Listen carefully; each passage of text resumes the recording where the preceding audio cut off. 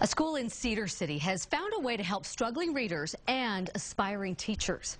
Chopper 5 got this rousing welcome to what we thought was just the year-end celebration for their Reading Tutors program.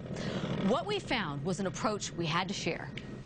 All year, a few dozen students at Iron Springs Elementary have come to school early to read with their tutors. It's that important. If you didn't have reading, you couldn't do jobs and have insurance and stuff, because before you have insurance, you have to fill out all that stuff. They're paired with elementary education majors at Southern Utah University who get future job skills.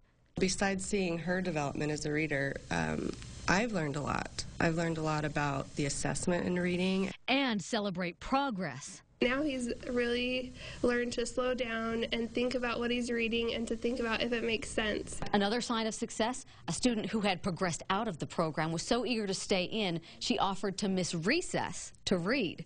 Recess doesn't really matter to me. Reading, matters to me more. They're celebrating because these sessions add up to as much as 100 extra hours of reading a year, which equals nearly 14 extra days of school. As a teacher, you can't always give the attention that you'd love to, and so this has been a real help. The whole idea of being able to have that one-on-one and meet each individual student's needs, it makes a huge impact.